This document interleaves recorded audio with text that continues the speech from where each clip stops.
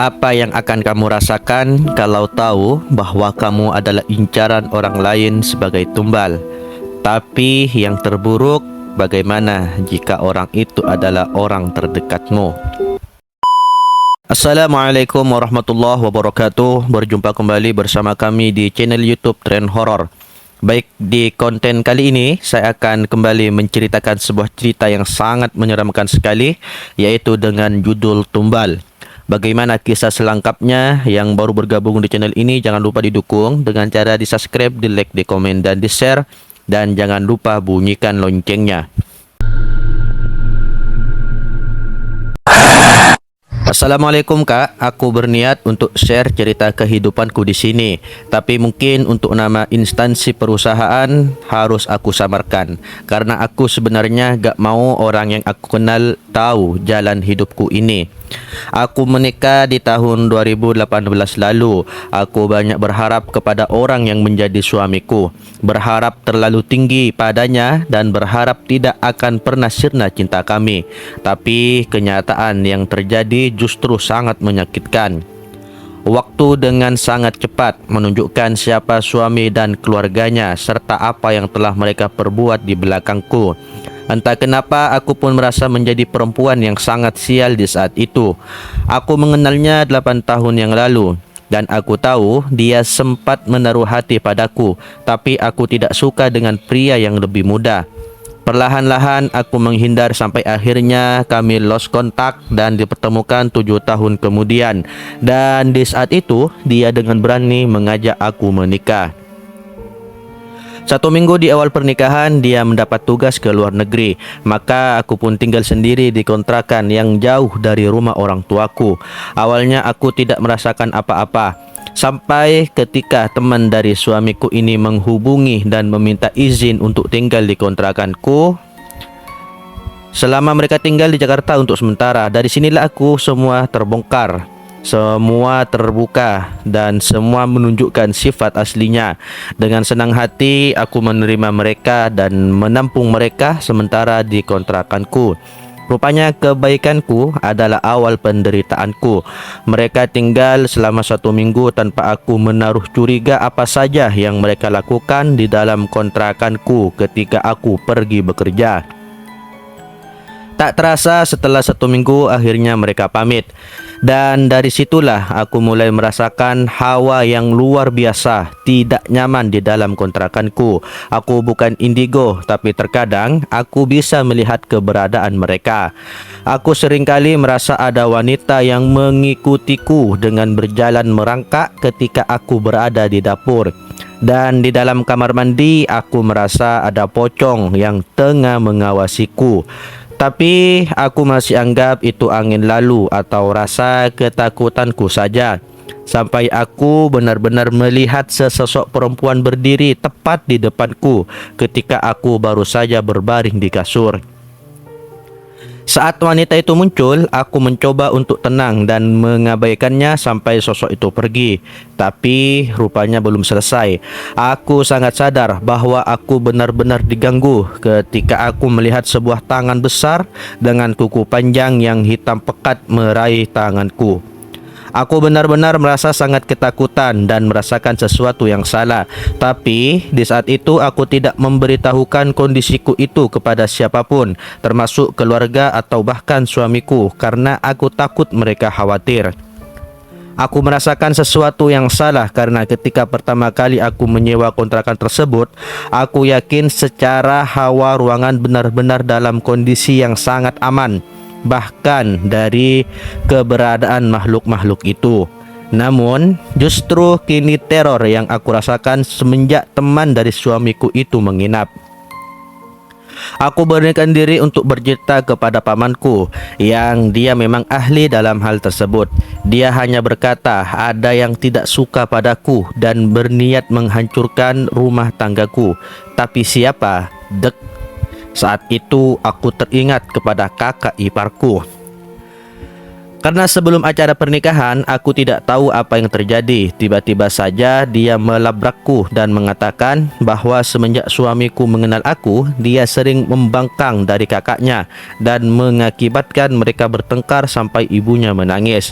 Aku tidak tahu masalah apa yang terjadi pada suamiku dan keluarganya.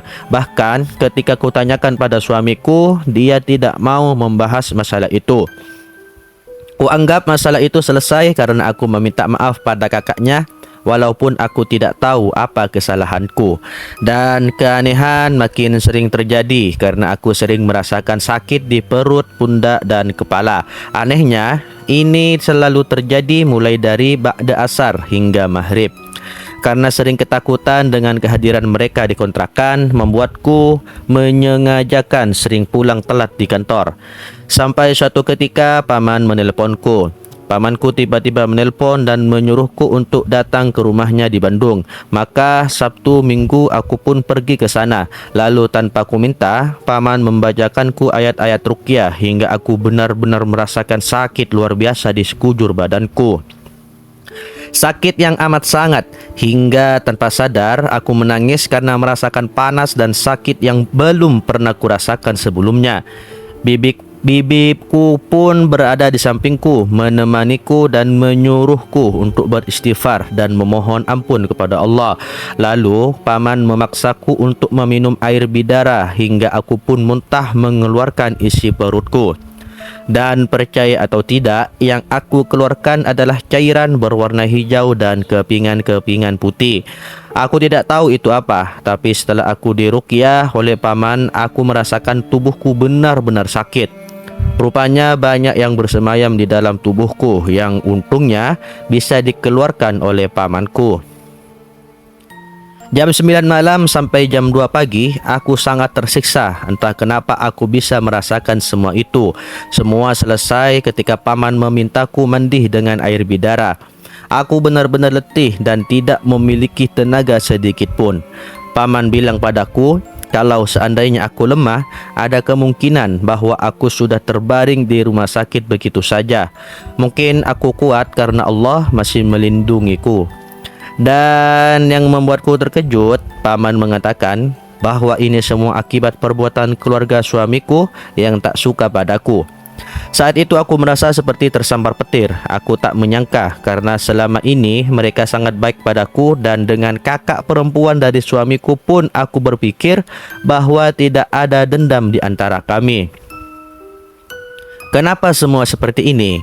Aku benar-benar tidak tahu harus percaya atau tidak. Saat itu paman memutuskan untuk memberitahukan orang tuaku atas apa yang terjadi padaku, karena menurutnya ini sudah sangat membahayakanku.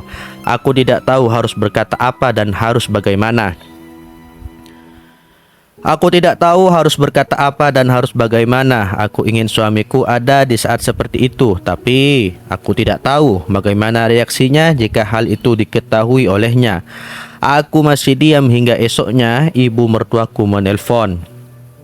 Saat itu aku takut, teringat akan ada rasa sakit yang kualami di sekujur badanku saat diruqyah, tapi aku memberanikan diri mengangkat telepon itu. Nadanya terdengar biasa. Ia menanyakan kabarku karena sudah sebulan aku tidak datang ke rumah. Aku mengangkat telepon dari ibu mertuaku. Di ujung telepon, nadanya terdengar biasa. Ia menanyakan kabarku karena sudah sebulan aku tidak datang ke rumah. Biasanya, aku selalu pergi ke rumah mertuaku di awal bulan dan menginap di sana seolah itu rumahku sendiri. Aku menganggap mereka orang tuaku. Aku menganggap kakak-kakak suamiku adalah keluargaku. Aku selalu menanyakan apa kebutuhan ayah dan ibu mertuaku. Jika mereka butuh sesuatu, maka biar aku yang menyediakannya karena mereka sudah tua. Dan aku tidak mau mereka pergi sendiri keluar mencari makanan. Karena sebelumnya suamikulah yang memenuhi kebutuhan mereka. Maka ketika suamiku tidak ada, aku berusaha menggantikannya. Tapi apa yang tampak di depan mata tidak selalu sesuai dengan yang di belakang. Karena sudah ditanyakan seperti itu, hari itu aku memberikan diri untuk datang ke rumah mertuaku usai pulang bekerja. Ibu mertuaku bilang, kakak ipar perempuan mau menemuiku karena dia bilang pacarnya. Yang baru saja jalan-jalan dari luar negeri memberikan aku oleh-oleh kalung mutiara. Dengan dada berdegup kencang, aku masuk ke dalam rumah setelah sebelumnya aku meminta tolong kepada temanku untuk menelponku segera jika aku meminta atau memberi kode. Aku bercerita kepada temanku masalah yang kuhadap. Maka aku berpesan untuk segera menelponku jika aku mengirimkan teks WA sebagai tanda sinyal aku dalam bahaya. Berhubung saat itu bertepatan dengan momen awal Ramadan, aku pun mencoba meminta maaf kepada mereka apapun kesalahanku. Aku berharap mereka mau memaafkanku dan tidak melakukan hal yang aneh-aneh seperti itu. Tetapi semua itu tidak dapat diduga. Aku benar-benar merasakan bahaya ketika kakak ipar perempuanku menyodorkan sebuah kalung yang ia bilang sebagai hadiah dari pacarnya, yang di awal katanya kalung mutiara, tetapi itu hanya kalung dengan bandul hitam dan tali kalung seperti tali yang dipakaikan kepada hewan peliharaan. Karena aku memiliki kekurangan keturunan dari ayah, maka aku bisa merasakan perasaan yang tidak enak ketika aku memegang kalung yang disodorkan kepadaku itu. Perasaanku gak enak sama sekali. Saat itu juga aku langsung mengirim WA pada temanku dan berharap dia menelponku dengan berpura-pura menyuruhku segera pergi menjemputnya agar aku bisa keluar dari rumah itu. Untunglah temanku sigap dan dia benar-benar menelpon dan kami pun bersandiwara sesuai sebagaimana rencanaku. Aku secara cepat mungkin pamit tanpa sempat mencoba kalung itu. Tetapi apa mau dikata, ibu mertuaku menahanku dan memintaku untuk membawa kalung tersebut. Aku beralasan karena mau pergi mengantar teman agak jauh, maka biarkan kalung tersebut disimpan dulu oleh beliau.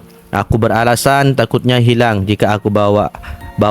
Namun ibu mertua dan kakak iparku terus memaksa dan aku dengan berbagai cara berusaha terus menolak.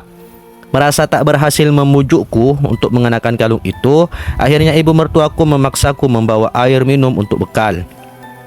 Kali ini aku menerimanya, tapi aku sudah sangat berhati-hati dan tidak mau terjadi lagi sesuatu yang aneh di diriku nanti. Maka ketika dalam perjalanan pulang, aku membuang air itu.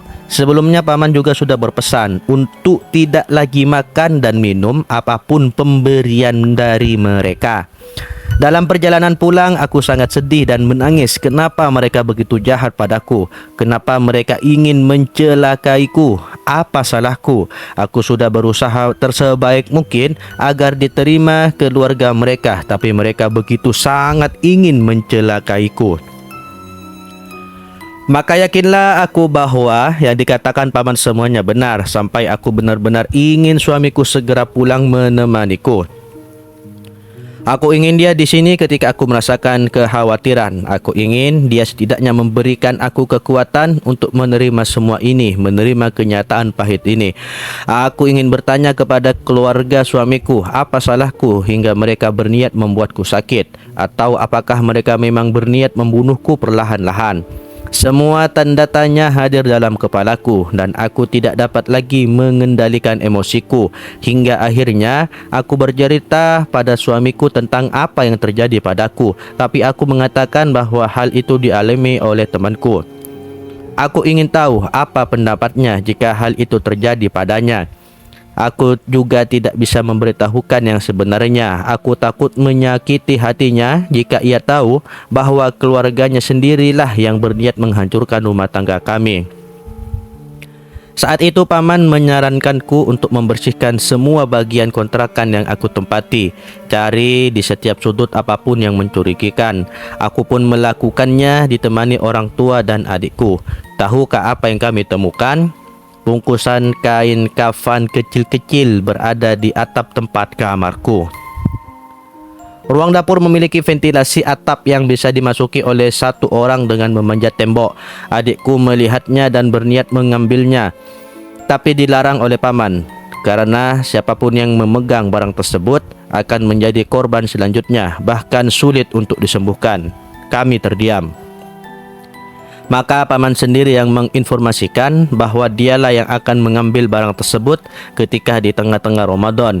Ia yakin jika dalam bulan Ramadan ini kekuatan syaitan melemah. Setelah semua kain kafan yang berada di atap kamarku diambil, paman membawanya ke Bandung lalu ditaruh di lapangan terbuka dan kelilingi dengan air bidara dan dibakar. Saat itu keanehan terjadi. Kami semua mendengar suara tawa kuntilanak dari arah yang tidak kami ketahui, dan dalam hitungan detik semua lampu di rumah paman sampai beberapa kontrakan di dekat lapangan tadi langsung padam total. Kami pastikan itu bukan lampu yang dimatikan sengaja tiap rumah, karena mati bersamaan dengan datangnya suara tawa yang kami dengar. Aku, Om dan Bibi semua sangat ketakutan, tapi saat itulah seluruh rasa sakit di badanku hilang bersamaan dengan dibakarnya kain kafan itu. Aku bertanya pada paman siapa yang menaruh barang-barang tersebut di dalam kontrakanku. Paman hanya menjawab, siapa yang sebelumnya menginap di kontrakanmu dalam sepekan terakhir, maka dialah pelakunya. Tahu siapa yang menginap di kontrakanku kan? Ya, tidak ada yang lain selain teman-teman dari suamiku beserta istri dan anaknya yang meminta untuk tinggal di kontrakanku selama di Jakarta. Ya, merekalah pelakunya. Tapi aku diam. Aku tidak melakukan tindakan apa-apa terhadap mereka. Aku juga tidak tahu apakah mereka bekerja sama dengan keluarga suamiku atau tidak. Mengingat bahwa teman suamiku ini memang sudah dianggap keluarga oleh mereka. Tapi aku sudah tidak tahan lagi untuk menutupi semuanya. Maka aku pun bercerita kepada suamiku, masih dengan seakan-akan ini adalah kejadian yang menimpa orang lain. Namun suamiku entah mengapa dia amat yakin bahwa hal itu yang terjadi padaku, bukan pada temanku sebagaimana yang aku sampaikan. Kami bercerita melalui telepon, dan itu pun ketika dia ada waktu senggang di antara pekerjaannya. Ia selalu sempatkan berkomunikasi denganku. Ia telah mengetahui apa yang aku coba tutupi, dan dia berkata dengan nada yang sangat yakin bahwa ini semua perbuatan kakak perempuannya. Aku terdiam. Aku sangat ingin mengiyakan kalimat itu. Aku sangat ingin meminta perlindungannya. Tapi kemudian aku tahu apa yang aku lakukan dan aku harapkan darinya adalah sebuah kesalahan. Ketika aku meminta ia untuk bertindak tegas kepada kakaknya, maka apa yang aku harapkan adalah hal yang menyakitkan. Saat ia bilang bahwa ia akan kembali ke Indonesia dan berjanji padaku untuk menyelesaikan masalah kami, aku sempat sangat berharap suamiku memiliki ketegasan. Namun, sepulangnya dari luar negeri, ia tidak langsung menemuiku, melainkan ia pulang lebih dahulu ke rumah orang tuanya. Baru keesokan harinya ia menemuiku dan beralasan bahwa ia tidak bisa pergi menemuiku dengan alibi bahwa ia tidak punya uang rupiah. Apakah ini alasan yang masuk akal? Tentu tidak masuk akal sama sekali. Tapi aku berusaha untuk percaya padanya dan ia tidak membahas itu. 1 minggu kami tinggal bersama dan kami pun mulai sering bertengkar sampai tiba-tiba ia bilang bahwa dugaanku salah. Kakak perempuannya serta temannya itu tidak melakukan apa-apa kepadaku. Kenapa? Justru suamiku yang kuharapkan akan membela dan melindungiku justru kini melawanku dan membela kakaknya. Bahkan ia terus menekanku untuk mengatakan bahwa kalung yang awalnya ingin diberikan padaku pun kalung mutiara asli, bukan kalung untuk keperluan lain. Apa dia pikir aku bodoh? Orang awam pun tahu untuk berpikiran seperti apa ketika melihat bentuk kalungnya yang bukan diperuntukkan untuk riasan itu. Siapa juga yang mau memakai kalung rias yang bahkan tidak ada sisi cantiknya sama sekali seperti ini? Lalu ia meminta aku bercerita awal mulanya kenapa sampai aku bisa-bisanya curiga kepada keluarganya. Maka aku ceritakan semua sedetail-detailnya sampai ketika ia tahu bahwa pamanku meruqyah aku. Seketika itu juga ia mulai marah. Ia bilang bahwa ia tidak ridho aku diruqyah oleh siapapun termasuk pamanku sendiri dan meminta aku meminta maaf kepada seluruh keluarganya termasuk temannya. Jika aku menolak, maka ia mengancam bahwa ia tidak mau mempertahankan hubungan rumah kami ini. Aku betul-betul tidak habis berpikir kenapa suamiku yang aku harapkan akan melindungi aku malah berkata seperti itu, dan ia lebih memilih untuk membela temannya daripada istrinya. Aku benar-benar tidak bisa melakukan yang ia minta. Dan apa aku salah untuk diruqyah? Aku benar-benar takut. Kami saling bersikeras. Ia memaksaku meminta maaf dan aku menolak karena aku tahu akulah di sini yang menjadi korban. Hingga akhirnya ia benar-benar meninggalkan aku. Ia mentalak aku, lalu dari sanalah teror yang sebenarnya dimulai. Setelah aku dijatuhi talak, mamaku memintaku untuk kembali ke rumah dan tinggal bersamanya. Ia khawatir terjadi sesuatu lagi padaku, dan benar saja apa yang dikhawatirkan mama terjadi padaku. Setiap malam aku merasakan atap kamarku diinjak oleh makhluk besar, seolah ia berjalan di atap rumahku.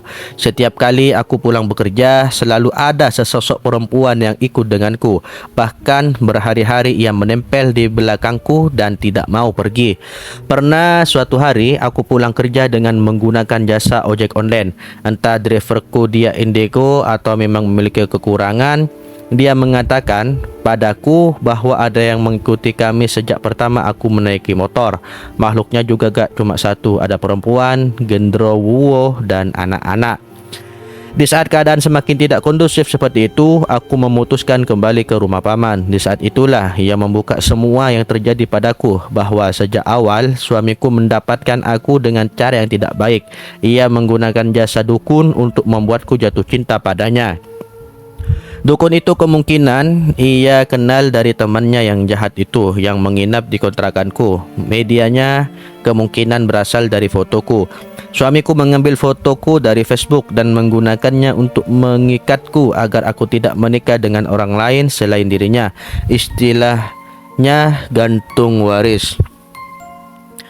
Dan itulah benar, aku mengalami gantung waris karena berkali-kali jika aku menjalani hubungan dengan seorang pria maka tidak akan bertahan lama. Selalu seperti itu sampai aku bertemu dengan suamiku yang sekarang. Paman berkata bahwa ia mengetahuinya sejak awal, tetapi ia memilih membiarkan karena ia yakin bahwa apa yang kita tanam maka itu yang akan kita tuai. Jika suamiku nanti memang menceraikan aku, maka ilmu gantung waris tersebut akan kembali kepada dirinya sendiri atas kehendak Allah. Aku tidak tahu apakah apa yang dilakukan oleh teman dan keluarganya kepadaku dilakukan atas seizinnya atau tidak, yakni agar aku menurut kepadanya seperti seorang pembantu atau hanya pemanfaatan keberadaanku. Di sini suamiku sudah meninggalkan aku sendirian dengan alasan ibunya sakit dan minta untuk ditemani. Lalu suatu hari ia mengirim teks via WA meminta aku untuk memberikan seluruh uang gaji yang selama ini ia kirim kepadaku. Tentu saja dengan jelas aku menolak. Walaupun sebenarnya gaji yang selama ini ia berikan selalu aku tabung dan tidak pernah aku pakai tanpa seizinnya. Bahkan ketika ia dinas ke luar negeri pun segala kebutuhan pribadiku menggunakan gajiku sendiri. Tapi aku merasa ia sudah sangat keterlaluan sehingga aku mengelak dan mengatakan jika uang yang ia berikan habis untuk aku gunakan berobat selama aku sakit. Ia kemudian marah dan mentalak aku melalui WA. Maka benarlah bahwa jangan kita menilai orang dari solat dan puasanya saja, tapi nilai orang dari tanggung jawabnya. Suamiku bisa dibilang orang yang selalu taat solatnya dan selalu rajin ke masjid, tapi ternyata ia bisa berlaku sedemikian padaku. Ketika aku meminta ia untuk mengembalikanku dengan baik-baik kepada orang tuaku, ia bahkan tidak mau dan langsung pergi begitu saja setelah sebelumnya memblokir nomorku. Cobaan pun datang kembali ketika aku sadar bahwa aku sudah tidak menstruasi 1 bulan ini. Dan ketika aku periksakan ke dokter, aku dinyatakan positif hamil. Di saat itu aku benar-benar kalut. Aku juga sempat bertengkar dengan mama. Dia sempat menyalahkan aku karena salah memilih pasangan hidup yang sebetulnya sejak awal mamaku kurang suka dengan suamiku. Aku sempat pergi dari rumah karena depresi. Aku duduk diam di dalam stasiun, pikiranku galau. Aku hamil dan suamiku meninggalkanku. Ditambah mama kandungku sendiri marah padaku.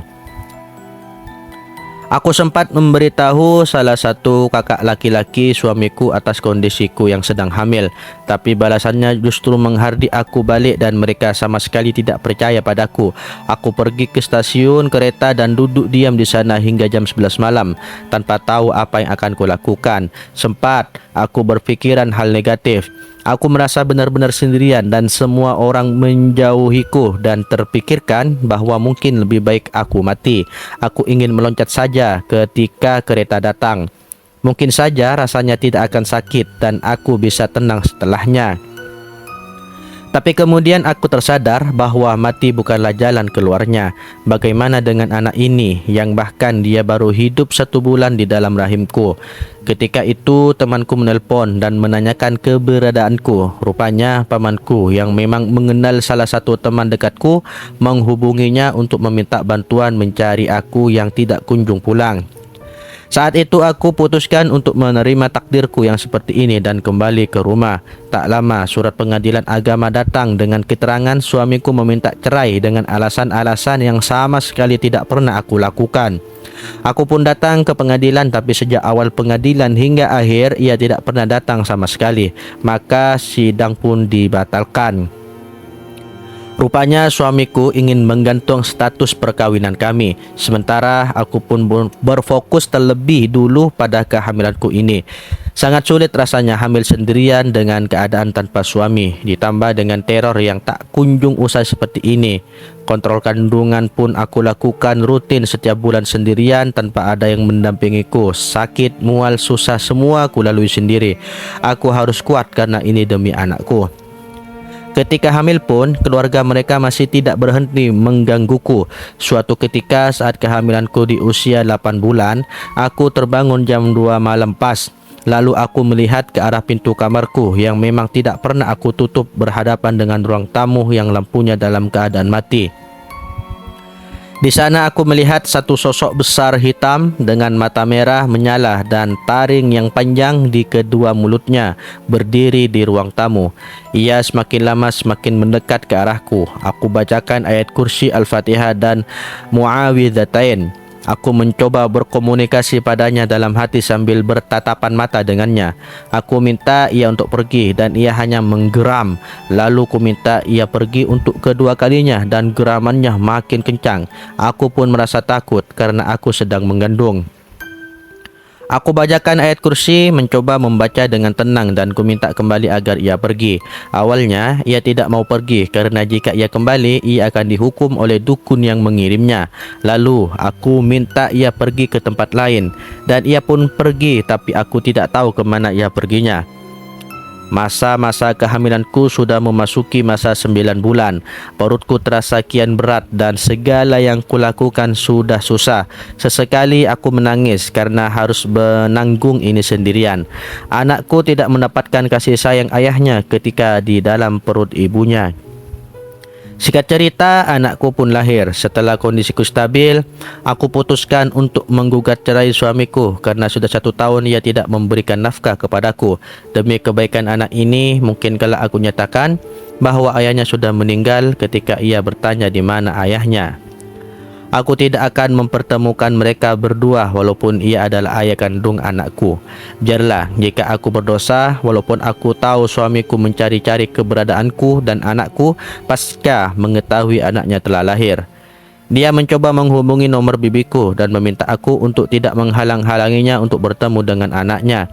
Tapi semua terlambat. Aku tidak akan kembali padanya. Aku tidak mau hidup dengan rasa terancam. Bisa saja keluarganya nanti juga akan mencelakai anakku sebagaimana yang kualami. Hal yang menjadi kekhawatiranku terbukti ketika anakku berusia 1 bulan. Kebetulan paman datang ke rumah orang tuaku dan melihat anakku yang menangis terus-terusan. Seketika itu ia mengurut pelan anakku dengan membacakan doa ruqyah. Salah satunya adalah ayat di surat As-Saffat.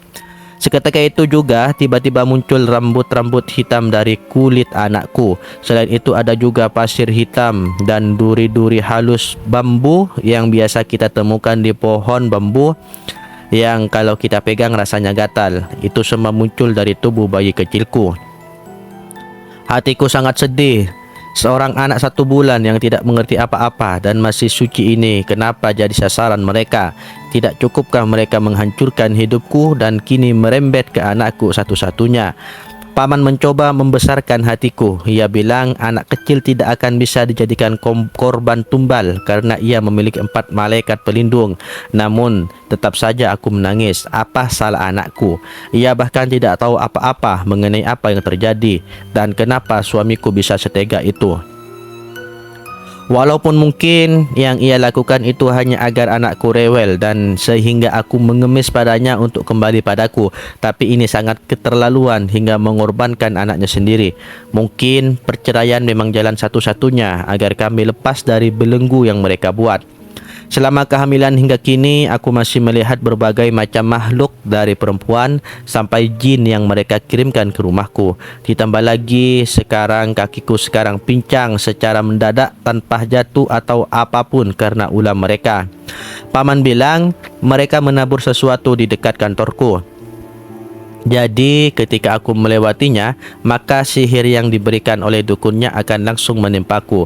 Rasanya kakiku sangat sakit seperti diikat kuat dengan tambang. Aku bahkan pernah merasakan ditarik oleh sesuatu saat aku tidur.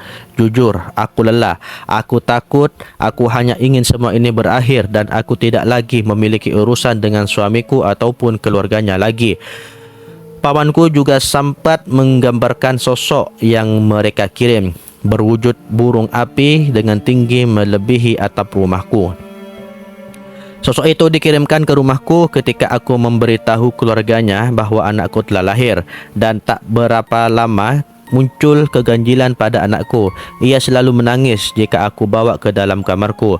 Beberapa waktu itu, ketika aku bergantian menjaga anakku dengan mama, dari depan rumah mama mendengar tawa kuntilanak yang cukup nyaring dan melengking. Setelah suara itu, anakku terus-menerus menangis dan tidak tidur sama sekali selama 2 hari hingga jatuh sakit. Merasa rumahku tak lagi aman, maka aku berinisiatif menitipkan anakku ke rumah kerabat jauhku dan aku merahasiakannya dari suamiku. Aku tidak ingin lelaki itu mengetahui di mana anakku tinggal. Hal lain yang membuatku aku semakin sedih adalah anakku tidak pernah mau jika aku gendong. Paman bilang selalu ada makhluk yang mengikuti di belakangku. Maka anakku pun tidak mengkonsumsi ASI sama sekali karena jika aku yang menggendong, ia langsung menangis keras. Bisa-bisa bayangkan bagaimana sakitnya hati seorang ibu yang tidak bisa menyusui anak kandungnya sendiri dan bahkan sang anak menolak bersentuhan kulit dengan ibu yang telah mengandungnya. Rasa sakit dan sedih itulah yang aku rasakan. Mungkin ada yang bertanya, kenapa keluarganya sebegitu berniat mencelakaiku? Kemungkinan besar adalah karena harta. Suamiku adalah anak bungsu, namun juga menjadi tulang punggung keluarga. Kakak-kakaknya belum ada yang menikah, namun keluarganya sering hidup dengan mewah. Kehadiranku sebagai ancaman bagi keluarganya bahwa aku akan mengambil sumber kemewahan mereka. Mereka mengincarku, mengincar anakku, segala hal yang intinya membuatku pisah atau meninggal, sehingga harta suamiku bisa mereka nikmati tanpa campur tangan orang luar. Dan beginilah keadaanku sekarang, mengasuh seorang buah hati yang bahkan tidak diakui oleh ayah kandungnya sendiri. Namun biarlah aku bertahan, aku yakin akan ada saatnya pertolongan Allah itu datang. Yang kubutuhkan adalah bersabar dan menjalani apa yang ada. Demikian ceritaku, semoga dapat diambil pelajarannya. Mohon doanya juga untuk keselamatanku dan anakku, karena aku tidak tahu hal keji apa lagi yang akan keluarga mereka lakukan padaku dan anakku ini kelak, semua selama perceraian kaki belum terlaksana.